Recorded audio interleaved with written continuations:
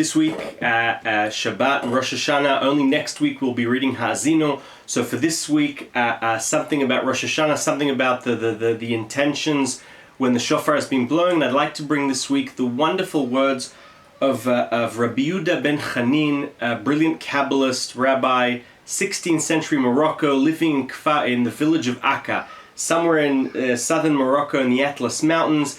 He wrote a commentary on the mitzvahs, right? Why we keep commandments. And one of the characteristics of his commentary is that he always gives you the simple meaning, and he writes it very beautifully, very simply, what we're meant to think of when we say a certain mitzvah. And that's why I want to read what he says here. And then he gives us Val derech haemet, and the real reason, or the sort of the additional Kabbalistic meaning.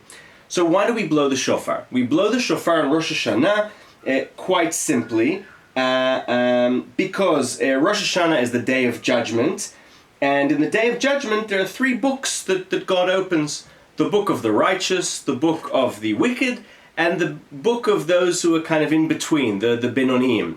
The righteous get life, the wicked get death, and the ones who are in between, we need to be hearing the shofar because we have a chance, right? We're like the scales are sort of half-half, and when we hear the shofar, that's the signal that we need to repent, we need to do tshuva, and we have until Yom Kippur to do so.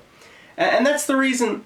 And he goes on and says, it's interesting that in the Torah, we're only told about the sound of tru'ah, zichron tru'ah. So where in the Siddur do we come from tkiyah, shvarim, tru'ah? Right, the three sounds, if all we have in the Torah is tru'ah. And he says it goes back to Onkelus's translation of tru'ah. He says tru'ah was yevava, a sort of cry.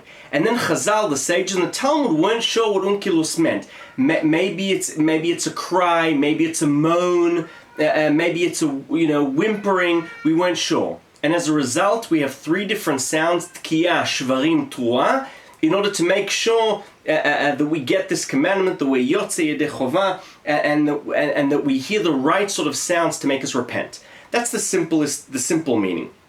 And then, according to the more truthful meaning, we are told that the reason we are blowing the shofar is because the action, this is a very basic idea in Kabbalah, that the actions down here actually are needed in order to stimulate something happening in the upper worlds. And what happens in the upper worlds when we blow the shofar?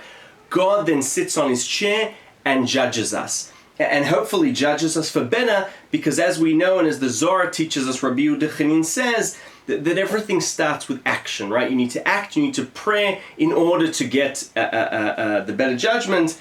And that's the deeper meaning of shofar, that we're doing something here in order to stimulate the day of judgment, and hopefully for the better in the heavens above. Shabbat Shalom and Shana Tova from Rabbi Yehuda ben Hanin of Morocco.